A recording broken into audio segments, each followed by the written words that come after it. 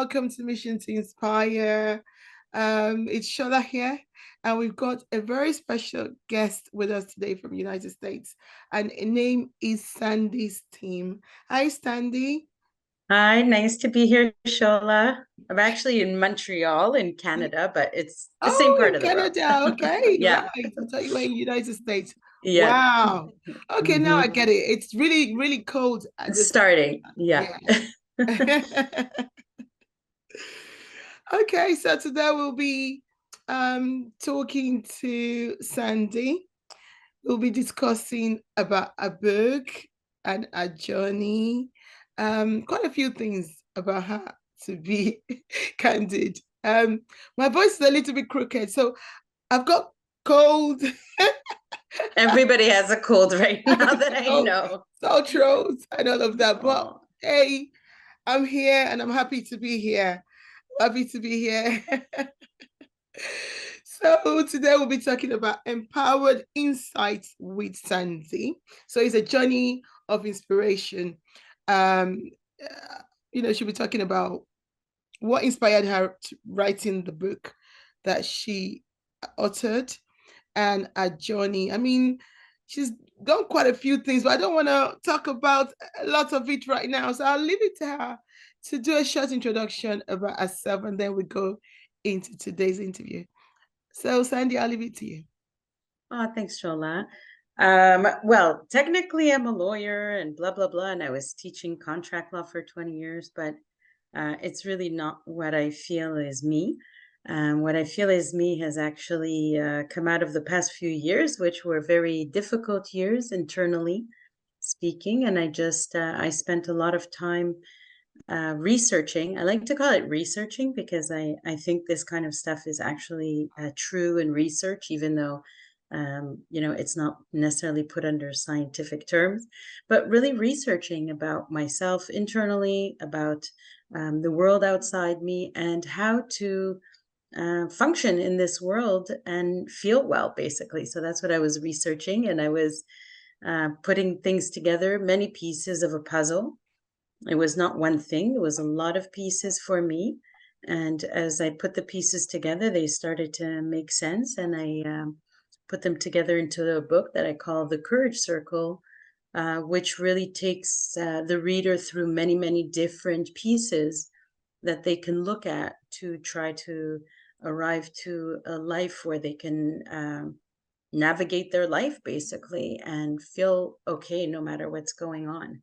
So now I started because I was so inspired by what I was able to feel after my journey. I started doing courage circles in Montreal and online, and now we discuss these topics with adults respectfully, and it's great. So, Courage Circles is a book, is your book. Yeah, the book is called Courage Circle, but now I also facilitate circles in Montreal at a yoga studio and online, and we Okay. meet once or twice a week. People of every single age, Mhm. race, nationality, religion, Yeah. gender, and we discuss all these very, very important topics Yeah. together. So it's like a discussion group, but with respect and Right. kindness and encouragement.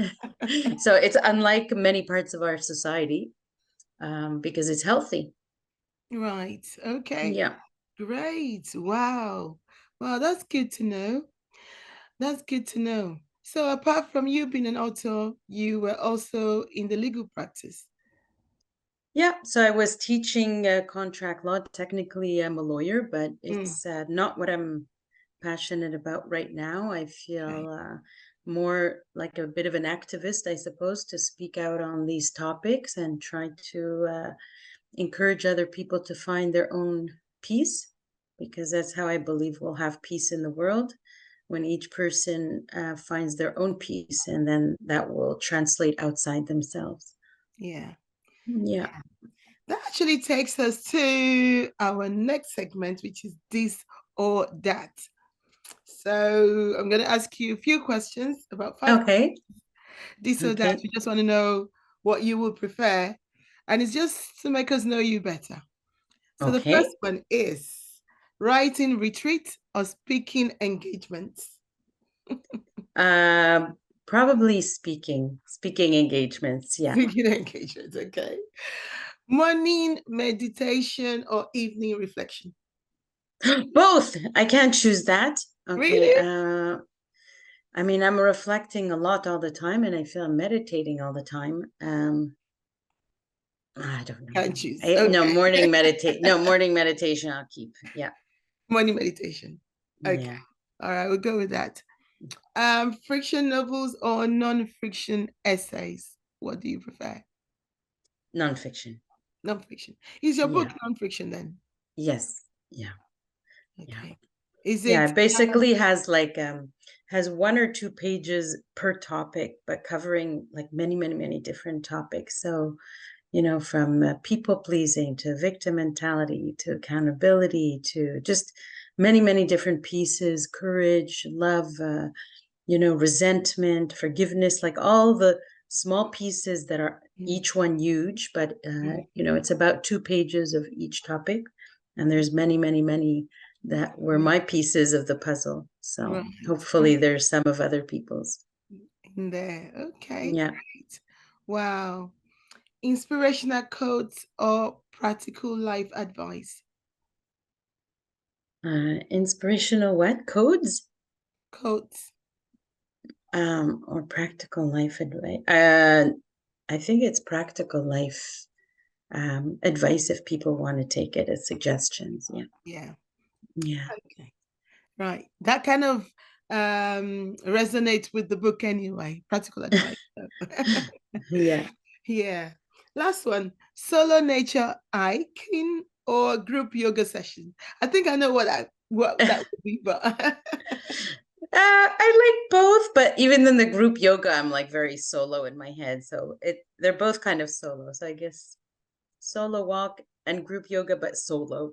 I'm solo. sorry, I'm so bad at your questions. Okay. Oh, I want it Oh all. God.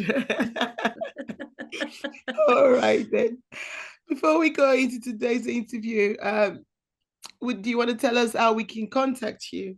If we want to contact you, if we want to purchase your book, how can we do that?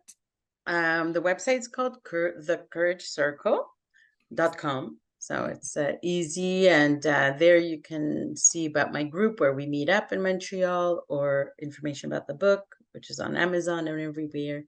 And I just started a Telegram where I'm posting pretty much every day, just videos on, self-awareness and self-help. But I guess since the most recent wars that started, I felt inspired to do more, and that's what I'm doing. So I have also a new Telegram channel called the Courage Circle that I'm Okay. posting on.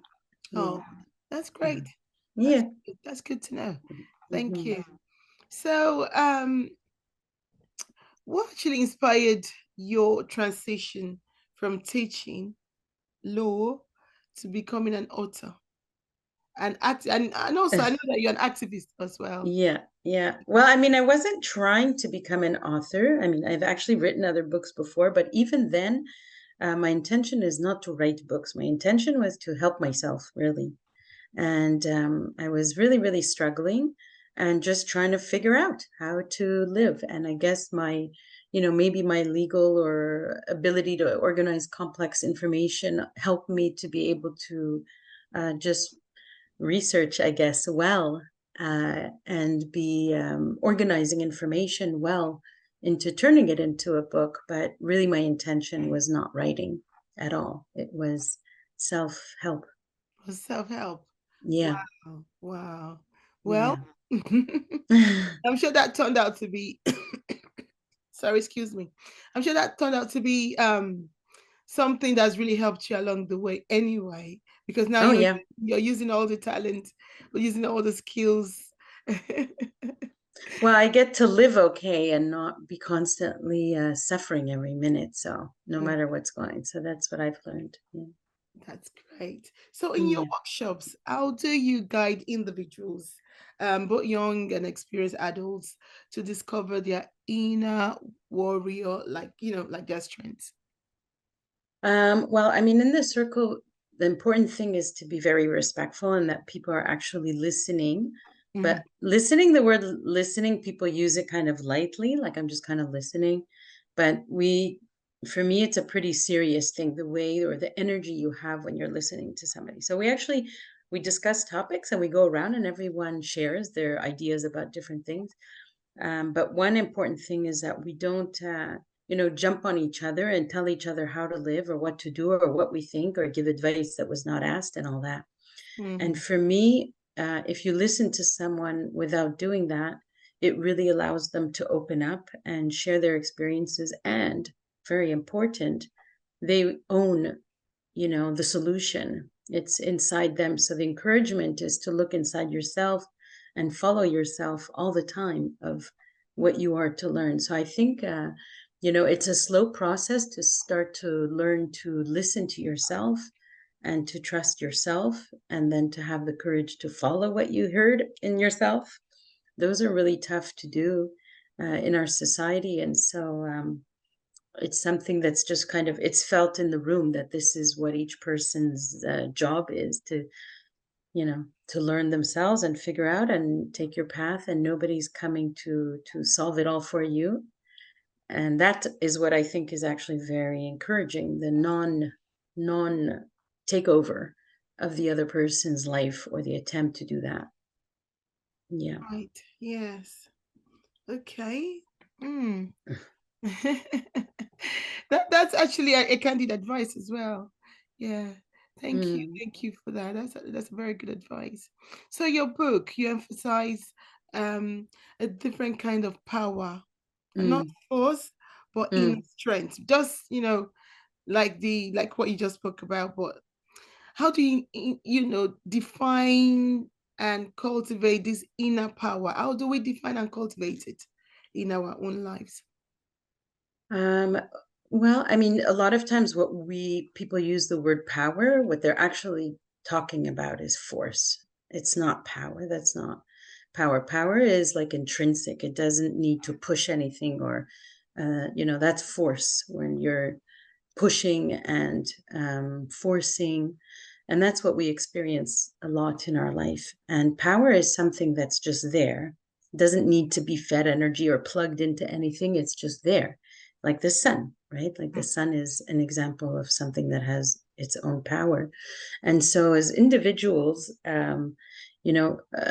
if we first of all stop being scared of the word power because we're told that it's something negative or something weird, but we can start to discover in ourselves that we have a lot internally that we may not have realized is actually there. So it's not like we have to get it or get empowered, or it's there actually. It's just that we haven't really maybe felt it or dealt with it or looked at it or used it, but it's actually there. So but one example of something, for example, they've talked about in terms of power is, let's say, a lot of people, might have brought up, every group is different, but let's say one of the topics that we had in a circle was rejection, right? Fears of rejection that people have. So if, for example, we decide to allocate, I choose two people, like Shola and Maria, for the next 10 years, you're going to be the two people that are going to decide if you approve of me or not. You're going to decide if I'm a nice person. You're going to decide if I dress well or not, if I look good, you two are the two people in the world who get to decide everything, right?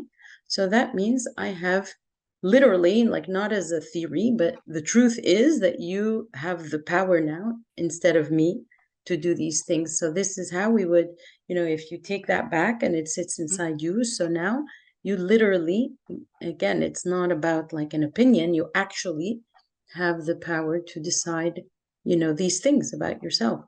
So it's back inside you. And there's many other, powers that we have, powers of choosing and all kinds of things that I talk about in the book. I didn't really realize that I'm going to write a book about power. I thought it was more how to feel okay. And then, as I went on my path, I discovered that actually it probably is a book about power.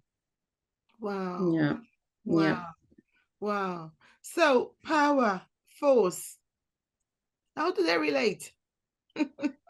Well, I think eventually, power will win over force just because it's there. It's like innate, whether we talk about the power of love or the power of all the other things, it's innately there. And the other things, they kind of use up energy. There's a famous book called Power versus Force that describes that, and I quoted it in the book about the difference between the two. And so I do think eventually, as people understand these distinctions and just know themselves better, they will realize that we do not need to use force in the way that it's used, and that our power is actually much more effortless and I think useful and everything in our society. So we'll see how that goes.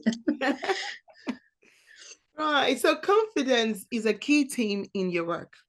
Yeah. Yeah. Can you share practical tips for us to develop genuine confidence without falling arrogant? No, when you're Yeah. confident, sometimes people think you're arrogant. And then That's when you're true. less Yeah. confident, they think you're timid. So, um, Yeah. Well, first, I mean, that's part of the journey, is not to care what other people are thinking. It's not really our business. I mean, we could be listening or interested or open to understanding, but not necessarily running our lives by every single thing that every person thinks. yeah. But in terms of what feels confident versus arrogant, I guess one thing I've learned that is we can see this a lot in posture. So if we look at somebody's posture, we can see if there is in the posture, you can see whether they have a thought of being either superior or inferior to another person, right? So that can come across as arrogance or timid or all other things like that. But to me, the reality, so not the theory, but the reality is that deeply and internally, we actually are the same and equal. And so if we are the same equally in our humanity and in our heart, yes, we do different things. We make different mistakes. Some of us are better in math and some are worse in this. That's true. But in the deeper human and, a sense, whether you want to talk about energy or your soul or your spirit or your humanity or your essence, whatever word we feel like using in that regard, there is no superior or inferior that is in the body or in the heart of a human being. And so I think that, confidence can start to arise, if you know this and therefore no longer believe basically what you might be told otherwise from this. And then the word confidence has the word confide in there. So I think, really trusting, to confide and trust yourself in a deep way, that, definitely can help to build your confidence, your trust in yourself. Wow. And but it's not an easy process in our society because people are, constantly putting each other down. Like it's just some kind of regular way that people go about communication. Yeah. Yeah. So to negate that, or to say no, I don't really accept that message whatsoever, that's a whole internal process to go. But in the circle, when we meet there, we definitely have that energy in the room. Like there is no one talking down to anyone or feeling superior or anything. You can feel it. Like I'm not saying it, it's actually felt in the room. So it is possible. Yeah. Yeah. Yeah. Yeah. It is Mm. possible. I mean, you said It something. is possible. You said something. You said confident has got the word confide in it. Means Yeah. that we confide in ourselves and Yeah. then trust that we could do that thing. So Yeah. yeah, that's something new. That's Hmm. new. That's true. Confidence is believing in us that we could do it. So Yeah. yeah, that's a journey that starts with us. That's true. Thank you. Mm. Thank you for that. So your book touches on emerging strong and soft from emotional challenges. So how do you believe we can balance this seamlessly, constructing qualities in our personal growth and journey? Um, well, again, like it's so many pieces to a puzzle, but eventually, I think we can all access. So again, it's not necessarily like we're trying to achieve things, or it's just something that's kind of there, that we do have our soft side, that's in our heart.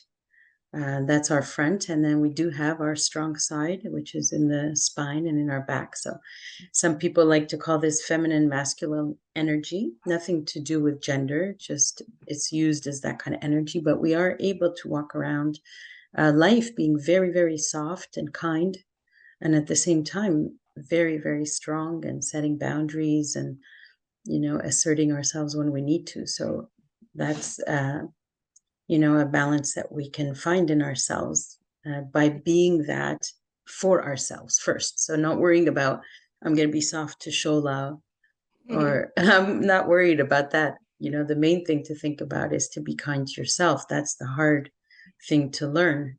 And then if you are, soft to yourself, you end up being soft on others. And if you are supporting and strong in yourself, you will support others. So it really starts inside, Yeah. That's true. So that it actually starts inside. If we're strong, we can support others. That's very true. I mean, our personal emotion reflects on us and how we respond to other people. So that's sure. really true. That's really true. Yeah, I mean, and I've had to use that kind of supportive, strong side of myself often, especially in the worst moment. Like, how do I talk to myself when I'm really needing support? Do I say, like, you're such an idiot, move it? Or, okay, come on, you got this. Okay, you can do this. Or so that would be, that side. Or do I set boundaries, or do I, not support myself, abandon myself, So, yeah. Okay. Any inspirational advice for our viewers out there? No, I just encourage every person to take the time to take care of figuring out, their life, their childhood, their pain, their anything and everything, and finding your own peace and your own well-being. And from there, everything I think will fall into place. So it's not selfish to do this kind of thing. And for me, it's a responsibility for each person to look inside and to see what's going on and get some help if you need help, and take care of yourself. Yeah. Thank you so much, which is true. Yeah. Help if we think we need the help. That's true. Thank you so much for coming on our show today. We really appreciate you for joining us. And anytime. Time, it's Shola and Sandy. But before we go, do you have anything in regards to your yoga? So your yoga, is it yoga? You do yoga, isn't it? We do a discussion group. So every week we discuss the different topics, among adults. So it's like a circle. We sit around and we talk respectfully and honestly, and with kindness and encouragement. We share our different experiences and ideas about different topics. So this week we had the topic called avoiding conflict. And so we were about 15 of us discussing where that came from and why we avoid conflict and what we can, whatever. And everybody shares their wisdom, and we each leave there, a little bit stronger and wiser and growing. And so it's wonderful. Wow. Good. Yeah. Good. I thought it was more of well, it is anyway. It's in a yoga studio. Yeah. Yeah. Yoga studio. Okay. Yeah. And it's more of a practical discussion. Yes. Yeah. That explains it then. Yeah. Thank you so much for joining us today. Very happy to have been here. Thank you, Shola, for having me and giving me the opportunity to talk about these topics that I feel really passionate about. Thank you so much. And everyone, please go to Amazon and anywhere online that you can purchase the book. I'm sure it's going to bless us. As she said, it covers different topics. So I'm sure we will find one that will resonate with something that we are going through or that we are reflecting on. So yeah, let's go and buy the book. Thank you so much, Sandy. Take care, Shola. Take care of yourself. Bye. Bye. Hope your cold Bye. gets better. Bye. What did you say? Hope your cold gets better. Oh, yeah. Take care. Bye. Bye. Bye. Subscribe if you haven't done so. Like, follow, comment. Until next time. Goodbye.